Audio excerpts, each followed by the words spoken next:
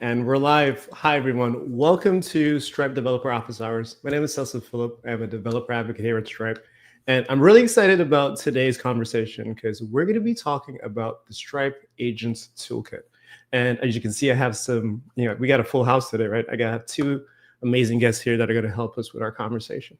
So first off, I actually wanted to introduce Steve. So Steve is a developer here at Stripe. He built the toolkit, hence why he's here. He's going to be talking to us about it. Steve, why don't you tell folks a little bit about who you are and what you do? Yeah, sure. I'm an engineer here at Stripe. I've been here for about 5.5 years now. Most of my time was spent working on our issuing and banking as a service products, so our APIs that let developers create physical and virtual credit cards. And over the last year, I've started shifting attention to exploring how Stripe can help developers who are building agents, AI products, agentic workflows, and how we can sort of embed the financial tools I was previously working on in those contexts. Awesome. Well, thank you so much for being here, Steve. And next we have Luis. Luis does not work at Stripe, but he's here joining us to talk about, add his context about some of the work that he's doing in AI. And so, Luis, I'll let you go ahead and introduce yourself, and you can tell folks a little bit about who you are and what you do. Yeah, absolutely. First of all, thank you for the invite here. I'm Luis. I'm a product manager at Microsoft. I work on AI libraries and developer tools. And so considering that we're going to be talking about agents, I think there's a little bit of MCP somewhere in there, right? There's a ton of topics here that I'm super interested to hear about and what you're working on in terms of the developer context. So looking forward to it. Awesome. And so for all of you that are watching, go ahead and feel free to use the comment section. Introduce yourself. Let us know who you are. Let us know what countries are you all listening from and watching from. Let us know if you're building stuff with agentic workflows and what frameworks you're using.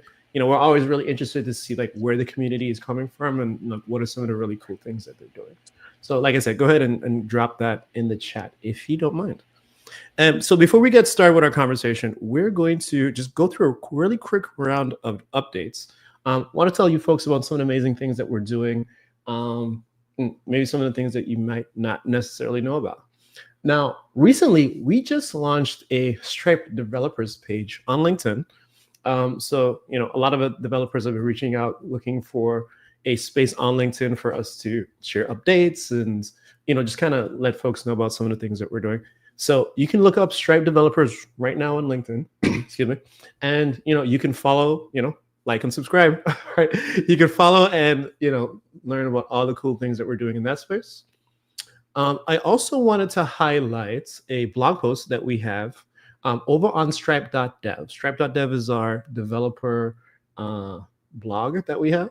And, Steve actually wrote a really fun blog post a little while ago that talks about adding payments to your LLM agentic workflows. So definitely a good read. Recommend that you check this out. Head over to stripe.dev and then you could also look this up. More recently, actually, I want to say a couple of weeks ago, we launched our Stripe MCP server. And, folks have been loving this thing. It's been actually pretty amazing. And it is also a part of the Stripe Agent Toolkit. So I think we're going to get a little bit of a preview of this a little bit later. But for folks that are interested, again, you can definitely head over to, the link that's available here on this post, and you can check that out. Coming up in terms of events, if you head over to meetup.com/stripe-chicago, our DevRel team, we're going to be in Chicago the week of April 10th. So we're going to be there in person in the Stripe office, doing presentations and having conversations with folks about, about Stripe, about integrations with partners and all types of stuff. So if you're in the Chicago area, if you're around on April 10th, definitely please feel free to come over and hang out with us. And last but not least, Stripe Sessions, our big conference that we have, is going to be on May 6th through 8th. So May 6th through 8th in San Francisco. Definitely feel free to come over and hang out. We will be having a developer track that we're all really excited about. Steve, I don't know if you're going to be there, but if folks might be interested in coming and learning about Agent Toolkit and some of the other stuff that we're doing, definitely feel free to come on and check it out. Now, with that being said, my screen is going to come off, and Steve, why don't we kind of just dive into it, right? tell us a little bit about like the Stripe Agent Toolkit. Why do we build it? What is it? And like, what can developers expect from using this thing? Totally. At Stripe, we're super excited about all things that are happening in AI. And we've done a lot to help power AI businesses, right? So with our SaaS and billing products, usage-based billing, we've helped empower a lot of these businesses to launch quickly and grow really quickly. And we're going to continue to do that and continue to invest in that. But one thing we're particularly interested in is not only how you can use Stripe to run your AI business, but how you could use AI plus Stripe to build your products.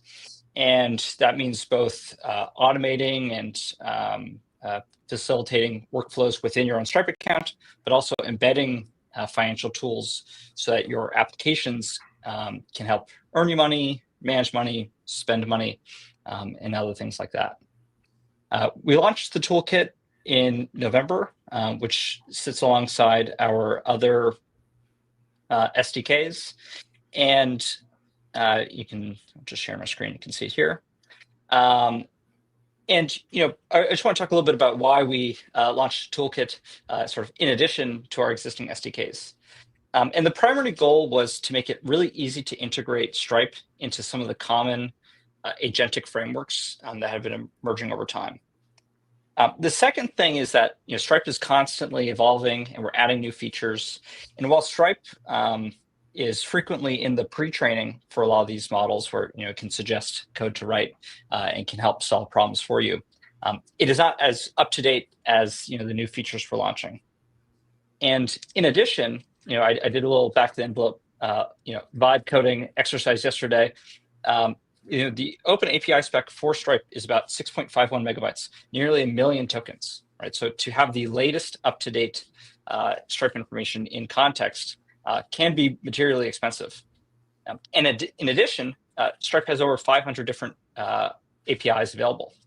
And sort of what we concluded was, for most agentic workflows, you do not need 500 different operations available, let alone all of the parameters in the request and response bodies of those operations. And we also felt that there were certain, because we're dealing with money and customer data, there's some controls we'd want to put in place to make these integrations work a little bit more smoothly. So, first I just want to talk a little bit about how it works.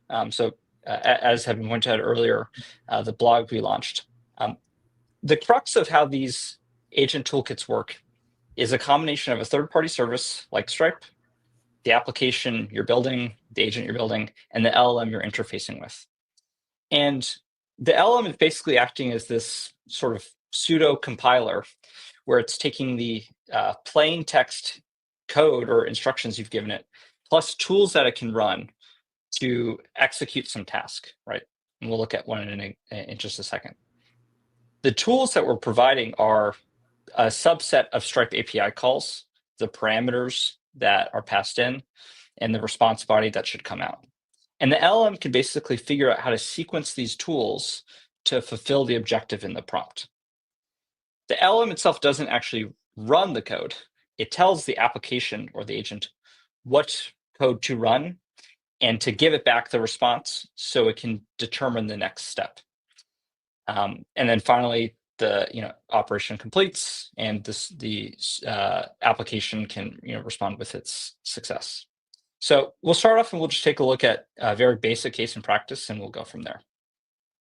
So I had a question for you really quick, Steve. So you did mention that so the toolkit today covers a subset of Stripe operations, right? Yep. So not all 500 odd API endpoints. Correct. So question is, how did you determine which endpoints you wanted to start off with? And then are there any thoughts about adding any additional Stripe endpoints to the toolkit? Yes, this is a great place where we love feedback from users. What we had started with was, we went through every single doc on docs.stripe.com, looked at all of the primary integration flows, included all of those APIs, and then so we started there, and we're continually adding more. We're also exploring how to have more of an auto-generated flow here. So, as developers at Stripe are adding new features, they can feed in naturally, similar to our other SDKs. The next thing is basically looking at, what are the set of input parameters and output parameters that are necessary to with high confidence chain different tool calls together. So, in the case of, which we'll show in a second, creating a payment link, I go through creating a product and a price over to a payment link. And really what you need is just the IDs and sequence. We sort of started there where we wanted to make sure that the flows had highly deterministic outcomes. And we're working, sort of adding more evals and systems like that to be able to expand that over time. And certainly as models improve, naturally it will grow too. But yeah, the big focus was just on really highly deterministic outcomes. Gotcha. That makes sense. Yeah, I'm super interested, and I'm sure you'll cover it, right? But the fact that LLMs are generally non-deterministic, right? And so how you're handling or addressing that determinism. So super interested to hear about that. Cool. All right, cool. Let's keep going. Yeah, sure. So let's just jump into some demos to start. I'll share my text editor. Sure. So great. So we're going to look at a TypeScript example using Vercel's AI SDK. In addition to that, we have native integrations with LangChain, OpenAI's new Agent SDK, CrewAI, and Model Context Protocol.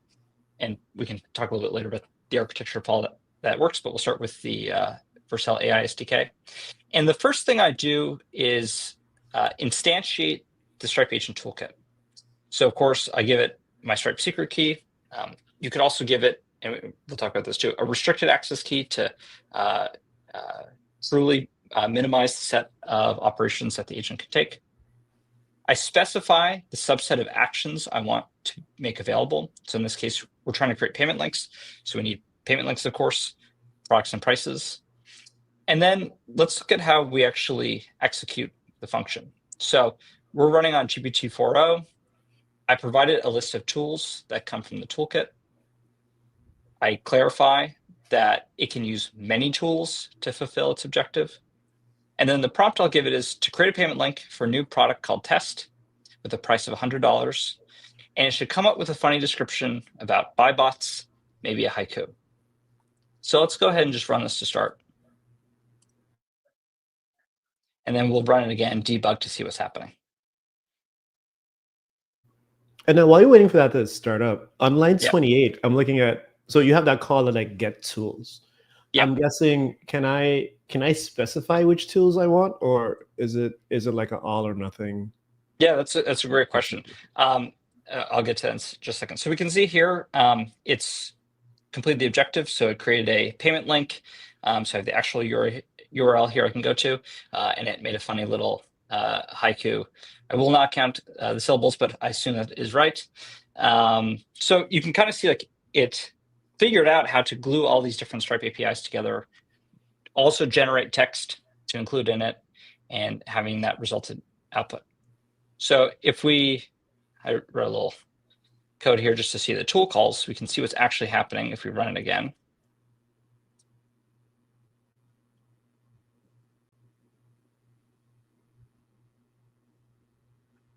Great. So we can see what it's actually done. So it created a product with Stripe. It provided two parameters, the name test, which is what we suggested, the haiku, which it came up with in advance. It passed the ID of the product it just created when creating that price. It also knew how to format the price in cents, specify the currency, and then feed that price it just created with a quantity to create the payment link, returning the URL. So I didn't have to write any of this code. I just had to make the tools available to it and give it some instruction, and it was able to figure out how to sequence that together to get the result I was looking for. And the way that you specified that, was that, if I remember correctly, those actions that you defined in the config, or how did that all come together? Yeah, sure. So we can dig into the code a little bit. So we will look at this get tools call. actually, I'll just look at the code base over here. So the crux of it is we define a list of tools, basically a subset of the Stripe API that we've made available in the SDK, and basically the permission around using them. So if I want to be able to invoke this tool, I need to give the agent the ability to create invoice items. Same with reading invoices, generating payment links, and whatnot. And when it actually, well, I should just log this out too.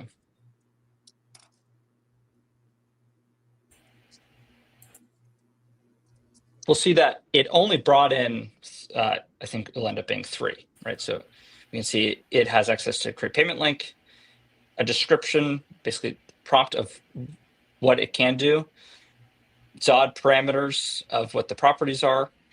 So if we go do 1, 2, create price, create product. So we've restricted the subset of functionality that's available here. And to the point earlier, we had fed it the totality of Stripe. Well, not only would sort of the token use be extreme, but it would also have to guess amongst all those APIs which to select to be able to execute this action. And you have to imagine, this is obviously a simple workflow, and we could plausibly just write the code for this anyways. But in practice, I may have many different third parties I'm integrating with across many different tools, more complex, maybe user-driven prompts, and that selection becomes really important to have the determinism that we're looking for. So by being able to specify just the tools that are necessary, we've increased the the propensity that this will work as expected. Gotcha. Okay. Cool. The next thing I want to continuing talking about sort of determinism and context. Let's look at another example where I want to be able to see recent payments of mine, right? So we're going to reduce the action set to payment intents. Let's change the prompt to show me all of my recent payments. Show me some of my recent payments. We'll run that again.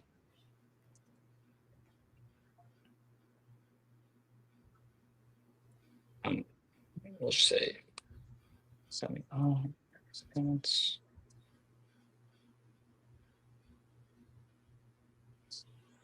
Yeah, so it's saying it needs across a customer all, ID. So across all customers.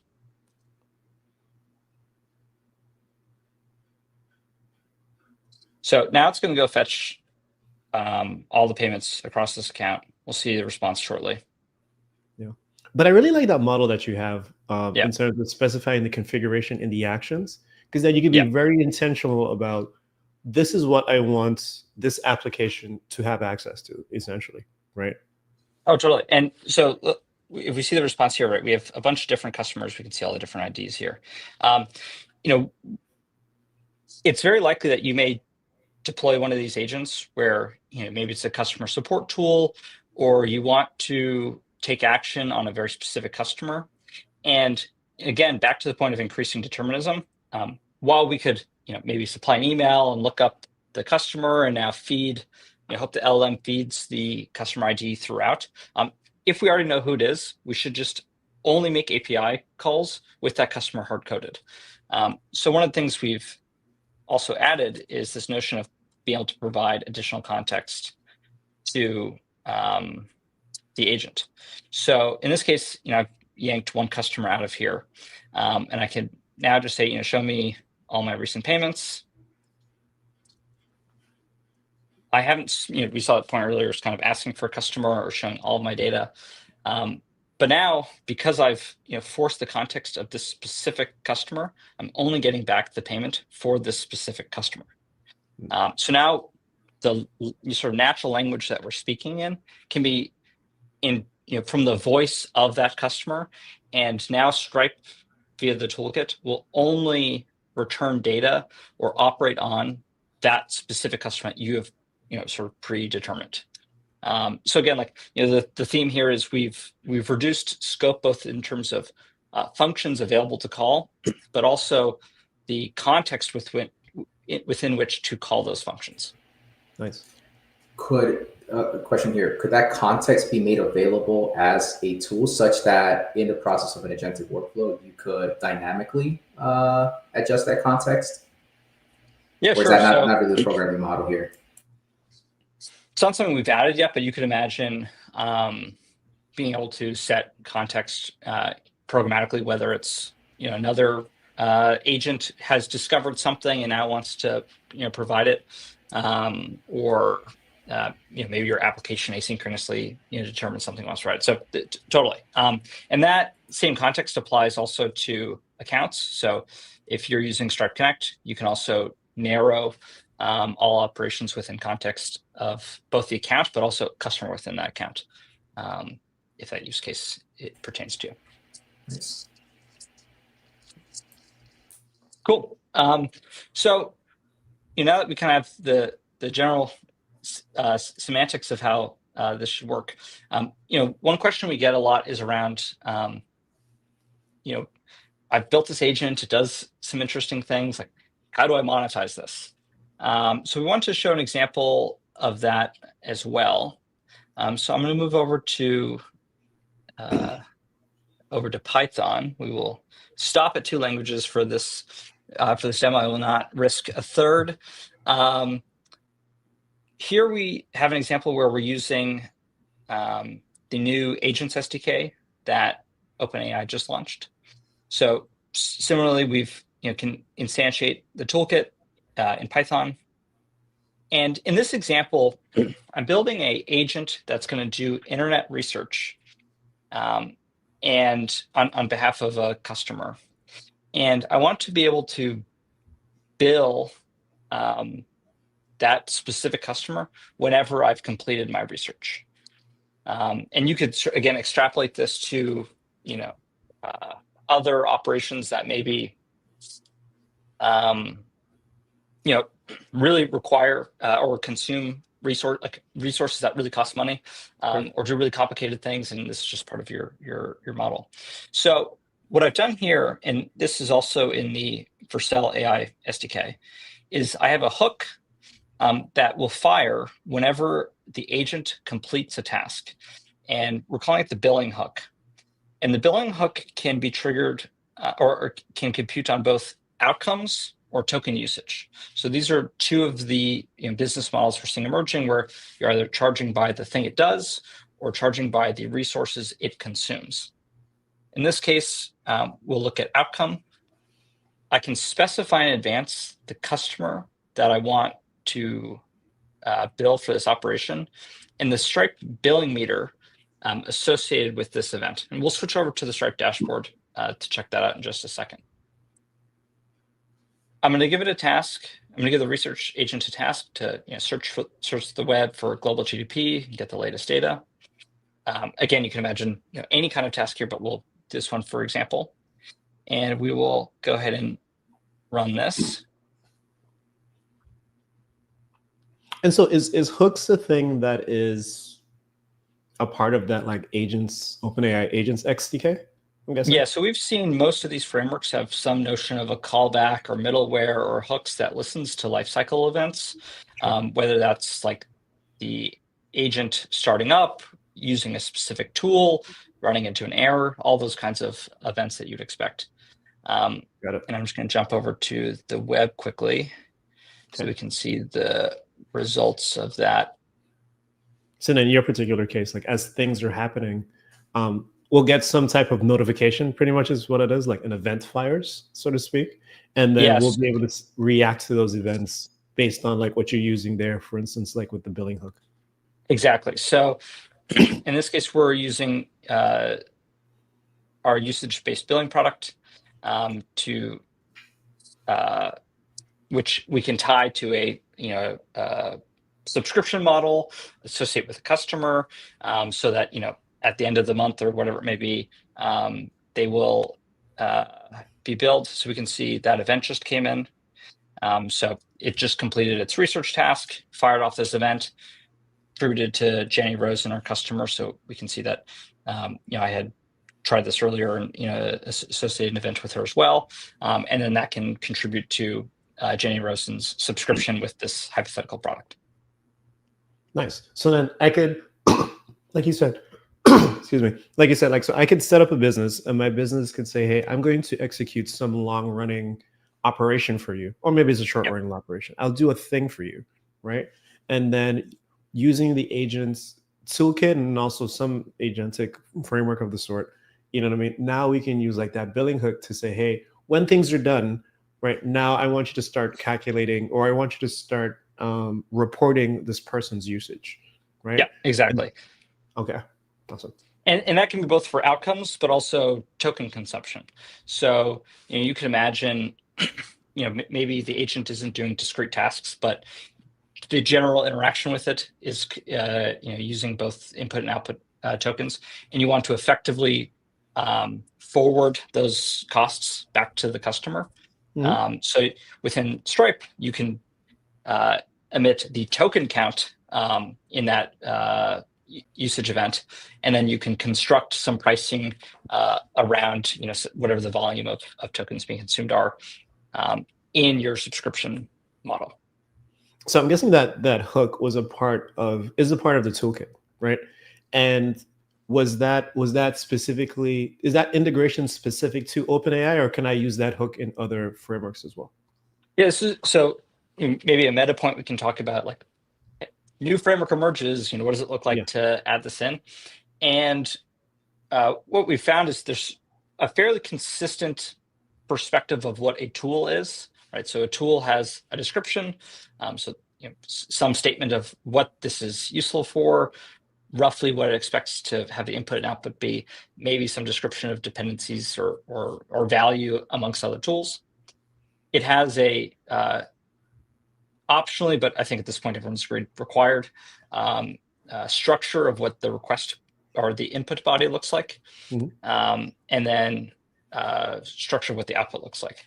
So we've modeled Stripe API functions roughly in that shape, and for every framework that we're choosing to integrate with, or if you have your own and you want to integrate this in there as well, there's basically just a transformation layer into what the framework expects. Sure. So if you actually look at the code for these individual integrations, it's relatively small. For things like the billing, like most of these frameworks have their own notion of callback or middleware or whatever it may be. So those tend to look a little bit more custom, but at the end of the day, we were just firing those usage meter events. Okay, gotcha. All right. So then when, like you mentioned, like when framework X, Y, Z, like Pydantic AI, I'll bring that up because I know folks have been talking about that a little bit online. So if at any point in time we wanted to, or we decided to support it, or if someone decided to contribute, because it is open source and we take contributions. We've had many great contributions from folks that we're very appreciative of. So keep them coming. See, there you go. So if anyone ever decided to do that, like very much, I could just look at some of those other implementations. Like you said, there's not a tremendous amount of code. And then most of it is talking about, or most of it is involved with translating pretty much like what tools look like for us as Stripe into like what tools look like for framework XYZ. Totally. And I'm going to show one more demo, but then we'll shift to talking about MCP, where I think this starts to, this is one pathway towards more universal integration. So let me just do one more demo, and then I know it's the topic of the hour, so we can get into that too. Sure. I'm just going to jump back into my code.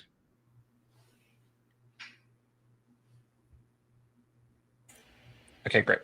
So one more thing I want to show is sort of multi-agent flows. And this is another example with OpenAI's Agent SDK. And the example we're giving it is basically, I might be a business that has tons of spreadsheets. Maybe some are written by hand, some are formatted in a funky way, of my customers and what they owe me and the services I'm charging for. And I want to be able to just feed all of these files and images and PDFs to an agent, can go through them, figure out who has paid, who hasn't paid, and in the event someone hasn't paid, call upon Stripe to generate and send invoices. So we're going to look at an example here of two agents who work together to solve that kind of problem. So the first, which should look familiar, is an invoice agent who has access to Stripe tools. And we've given it the subset that are relevant to managing customers and invoices.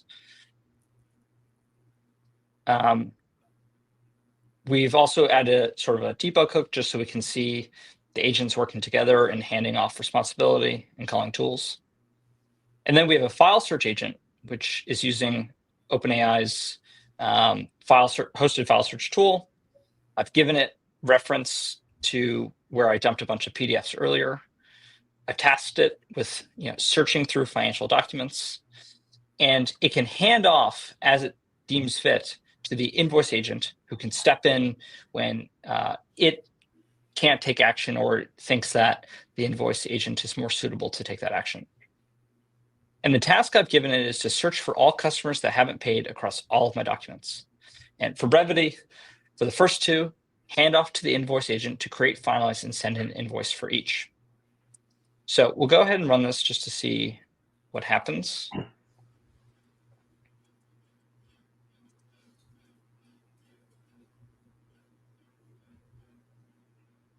So you can see that the file search agent did its assessment, immediately handed off to the invoice agent. And now we can see the invoice agent is starting to go through Stripe operations. So it's generating customers and products and prices, invoices and items within them, finalizing them, which will send them off to the customer. So we can, and then we can of course see, the two that are here, Jenny Rosen and John Appleseed, and the URLs to the invoices as a result. So I feel like you've just created like a bill collector agent to go send after people. Well, So this is super interesting. Many moons ago, I used to work in a medical billing office, and that process that you kind of just went through was me calling the insurance company, seeing if the claim was paid, spending hours on hold. Like, that was the least exciting part of my day, right? But sure. Yeah, so that's super I think what's really interesting is the LM is so good at being able to translate relatively unstructured data into the specific structure that the Stripe Toolkit or any other function call may require, to then take a hyperdeterministic action. And then the response was back plain text again, of maybe something that's more digestible to me instead of well, I think I would like an API response. Maybe it's digestible to me, but for the regular user, just the plain text is obviously more helpful. So that translation back and forth, where you're taking advantage of the non-deterministic element alongside the deterministic function calling is super interesting. Yeah, we have a quick question. I wanted to bring this up. This one's coming in from YouTube, and the person is asking, is this agent toolkit more tailored towards internal use, or can it be used as AI in the front end for customers on chat widgets and as an intercom? Totally. So we actually see a ton of interest in using these tools to automate customer support workflows. So you can imagine things like, and again, to that earlier point around narrowing context to an individual customer. You might log into some product's dashboard. We now, now the product knows the authenticated user is this particular Stripe customer. When it's interacting in something like something that would look like an intercom chat, it knows the customers. When I say things like, "I never got that product," it could look at, or there's something wrong with that product. It could see recent payments.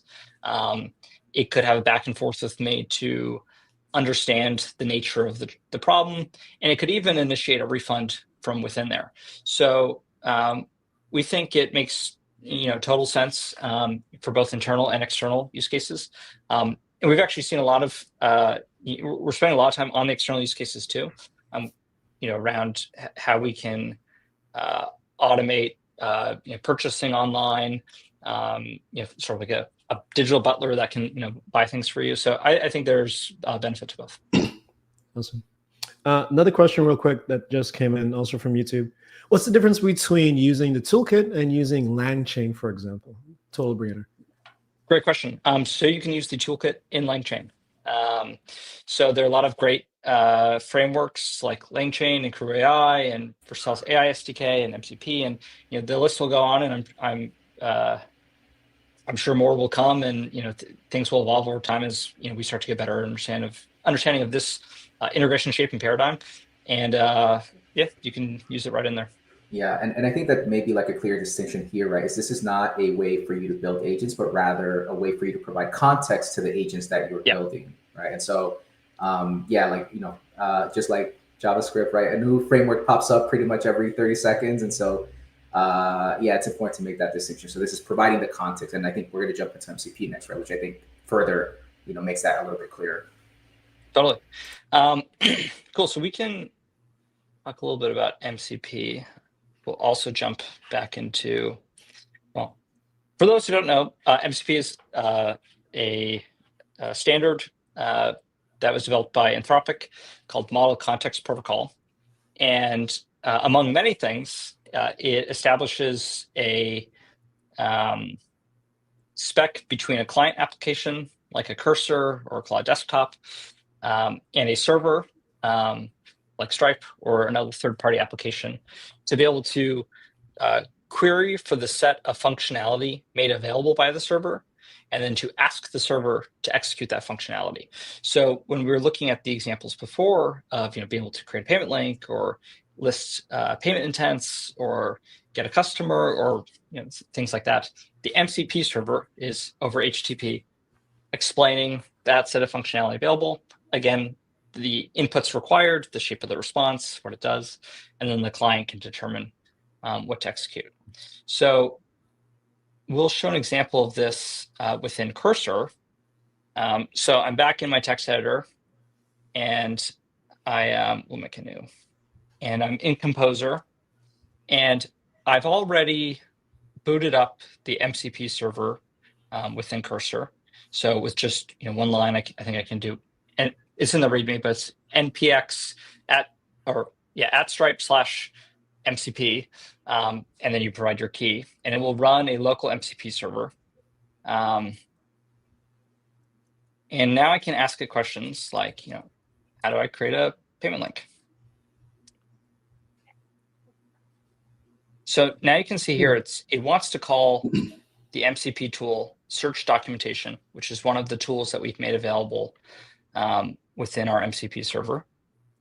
Now it's actually going to call, back to the point earlier around, I think, what did I say? 130 megabytes is the plain text size of Stripe docs. Instead of that, being loaded in context, or only referencing, at this point, out of date Stripe data that's in the pre-training, it can actually call, the Stripe docs directly with this query, how do I create a payment link in Stripe? And it will send back, Stripe will send back some markdown of how to do it, and talk a little bit about, the key features of it, the usefulness of it, link up to the Stripe dashboard and whatnot. So I can get the latest and greatest info on how to do that, which is pretty nifty. And just real quick here, and I don't know if this is part of the implementation here yet, but I believe something you guys also recently did was enable LLMs TXT, right, in your documentation?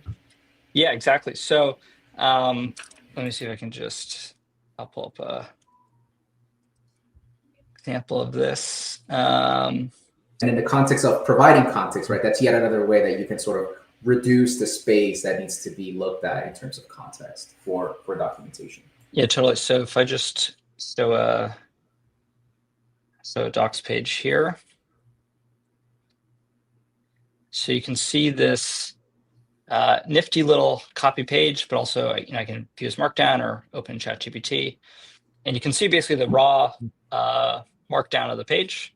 And so basically, if you append .md to any page, you can get the markdown. And then also, if you just go to lms.txt at the root, you can see the routing for all Stripe docs. Nice. When I'm looking at these things, I think about both for LLMs that TXT as well as MCP. like they're both ways of just kind of me not having to give the LLM as much prompting. You know what I mean? Like I can provide a little bit less information, so to speak, upfront, but it can go and get the context it needs from these different places. And I guess kind of like what you said, like, you know, having to load up a lot of this information upfront is expensive, right? And it's expensive and it can get out of date, right? So using like, you know, these types of integrations, like it'll just kind of make it a little bit easier. But then also too, they're being done in a standard way, which I think is important, right? Like they're well-known, well-defined, you know, structures that people could use to plug them in regardless of whatever framework you're using or whatever, you know, language model is that you're choosing to interact with. Totally.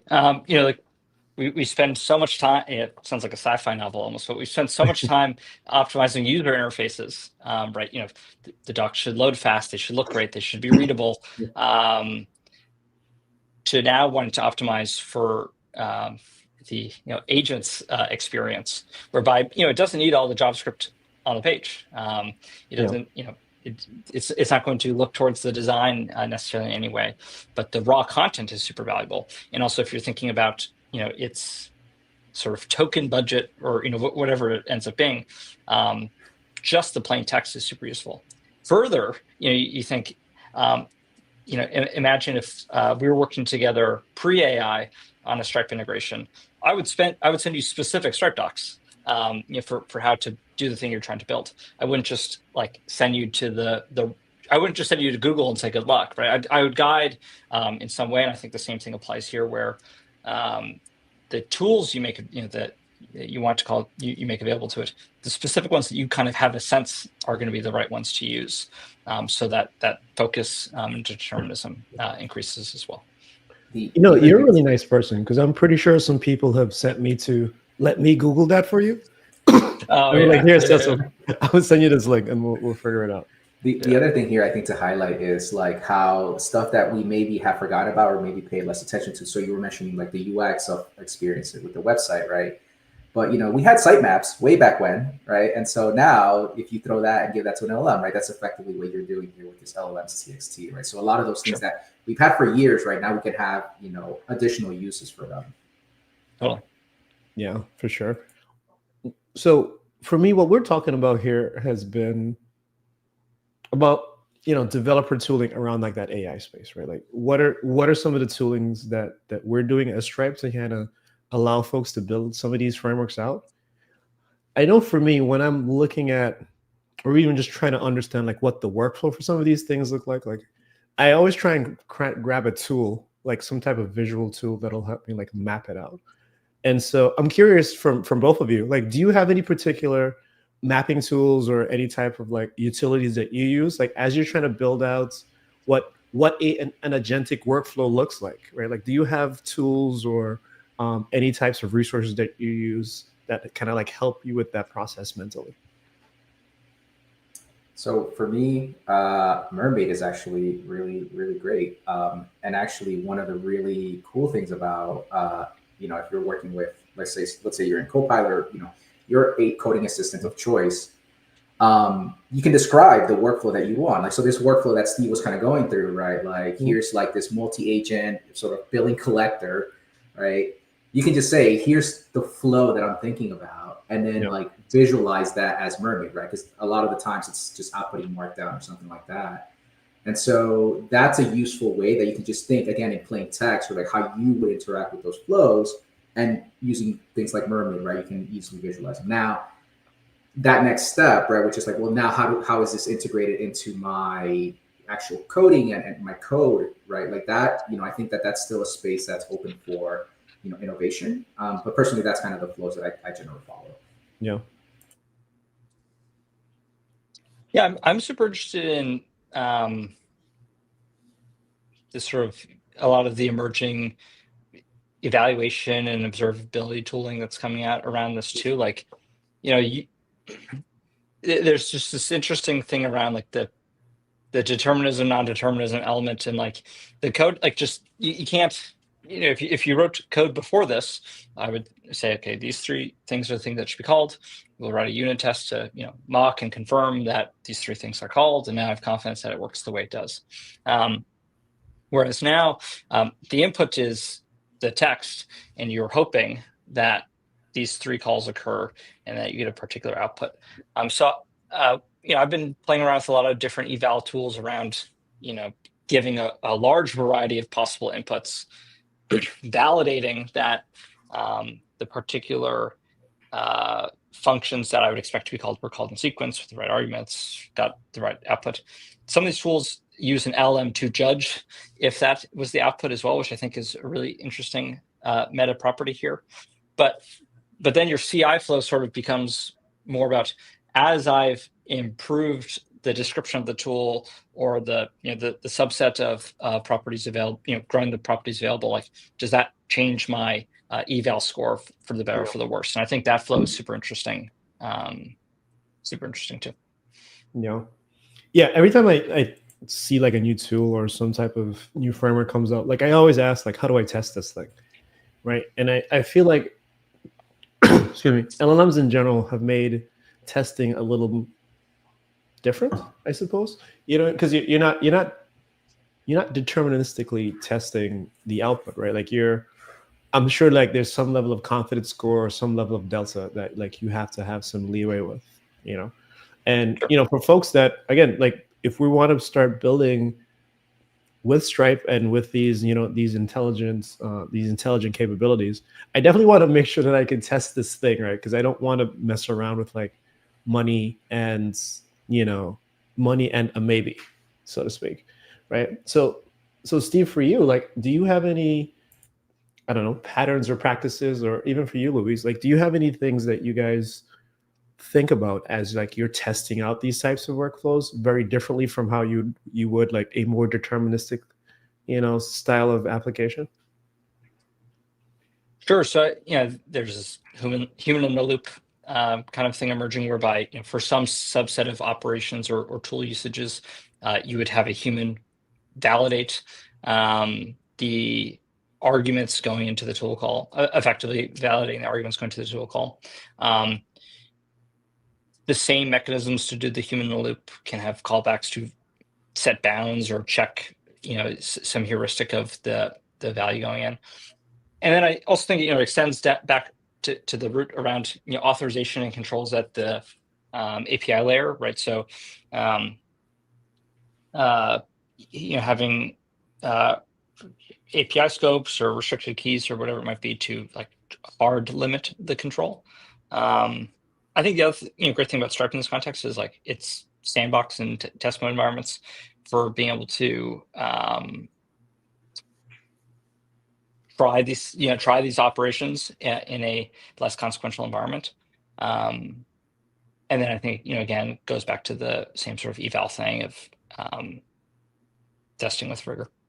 Right. Yeah, I think the other piece that I would add, and actually Steve's demo, I think it was the first demo where you were adding that context sort of in your config, right? Where you're like, I'm expecting this customer, right, to be in there and to be only that one customer, right? I think structured output is super useful here as well, right? Where you can say like, hey, I'm expecting this to be whatever the schema is that you're defining for the output to be with structured output.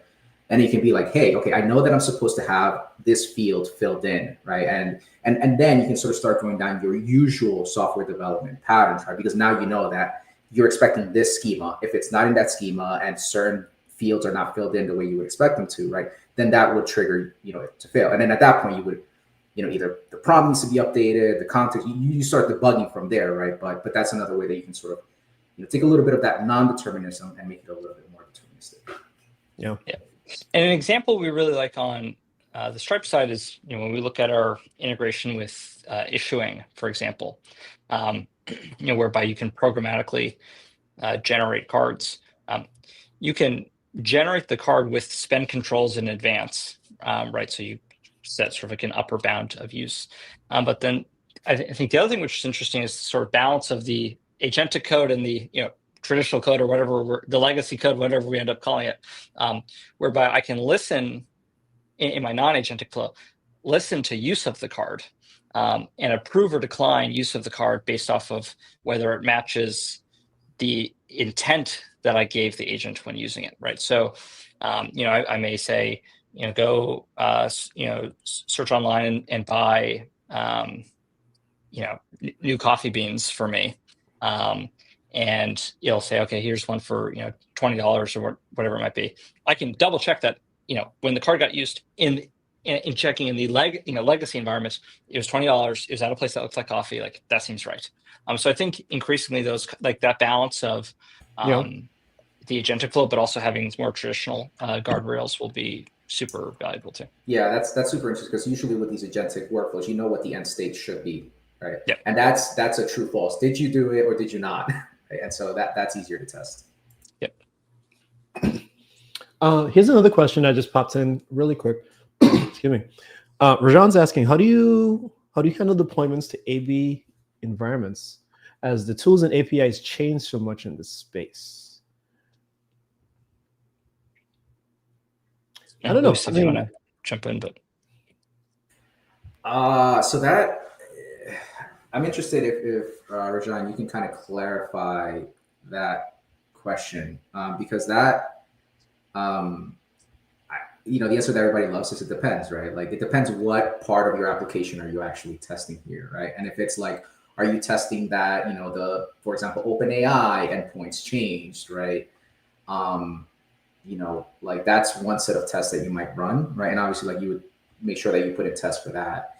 If you were sort of testing kind of what we were talking about earlier, right? Like for example, if a new version of a model dropped, and then like are the prompts that you have inside of your toolkit, for example, application, whatever it may be that's using these prompts, has the latest version of the model affected or changed?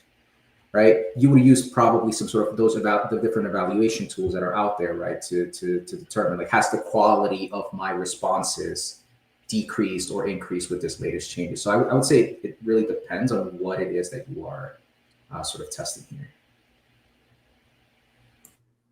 Yeah, so Rajan, if you had any more specific asks, then definitely let us know. We are running close to the end. So we have maybe about like 5 or 6 more minutes left. Excuse me. Steve, so question for you. Like we mentioned, so this is open source. I'll actually bring up the link and I'll have the banner down. So if folks are interested in learning more about the Stripe Agent Toolkit, like you can go ahead and check it out at that link you should see on your screen right now. What does the roadmap kind of look like for the toolkit in the next, in the near future, right? Like what are some of the things that the team is looking at? What are some of the areas that you'd like help with or feedback on? Totally. Obviously expanding the set of API function available is, the most top of mind thing. The second part that I'm really interested in, I know there's that question earlier around, the toolkit being used in chat UIs and environments like that.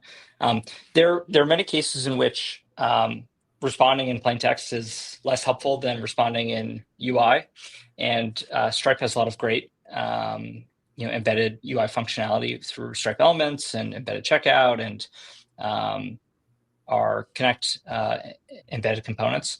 And I'm really interested in how we can make it easier for agents to present UI rather than just text responses. So figuring out how to more natively integrate some of that. So I think those are the 2 big ones. And obviously user feedback is like the top thing. So as we learn more about how people are using it, we'll improve it as well. Sure. Camilo has another question that just popped up. Can you tell us any good or bad practices when implementing agent frameworks with this toolkit? So pretty much, do you have any suggestions around how, patterns and practices of how you could use this with, other toolkits? Sure. I think the first thing is like, as with any Stripe integration, being able to leverage test mode is super helpful to be able to test out your integration and simulate all kinds of cases and validate that the behavior matches what you desire. So first and foremost that. I think the second one is maybe it's less about the toolkit specifically, but I found that really good painful use cases are the best thing to work on, right? So while like just having a bunch of tools available and be able to call them is nice, really having like clear workflows or problems that you're trying to solve, I think ends up demonstrating the value the best, and skews you towards primarily good outcomes than sort of unbounded, unexpected outcomes. And then the last is just looking at eval frameworks to be able to input all the variety of prompts you might get from users, and then be able to test against those and validate that the tool call and output meshes what you expect. Yeah, so Camilo, let us know if that answered your question or not. All right, I don't see any more questions popping up yet. I'll throw another question in the meantime while others are coming in. So, Steve, in your experience, right? It looked to me like you were mostly focused on although it's using AI, a lot of what you were showing here was mostly focused on code and patterns that developers are familiar with. So in your experience, right, how much AI knowledge did you need to have versus, the existing skills that you've had as a developer, right? Like if you're a developer who wants to jump right in, right, is there a lot from an AI perspective that you have to learn here? I think some of these frameworks are getting so good that, like, in the act of coding, no. I think the unexpected outcome, for good or for bad, is the thing to adjust, like that I'm having to adjust to as well, right? Where, viewing the non-determinism as the feature, I think is something that you have to wrap your head around. And again, I think balance like the cases where, I hope it doesn't get branded as legacy code, but as is the better tool for the job, and then cases where actually the non-determinism is the right tool for the job. So I think delineating that is sort of the emerging challenge. But I did not need to know much about AI besides my usage of, as I'm sure everyone is, the use of all those tools. You kind of get a sense of how it all works. So. From my side of it, probably the most challenging part has always been choosing the right model, to be very honest with you. Because what I've noticed, whether I'm using GitHub models or I'm using Olama locally, like as I switch the model, the behavior of my application is completely different. And then even within models themselves, like you had mentioned structured output. Some support structured output and some don't, and some support function calling and some don't, right? And so for me, being able to like find a place that I could go into to be like, hey, can I get a model that supports all these things? Like I don't know if there's a repository or a listing of a place that exists that allows me to filter like that. But if so, like that for me would be super helpful. Like just being able to say, hey, this is my criteria. Give me a collection of models that do these things. Sure.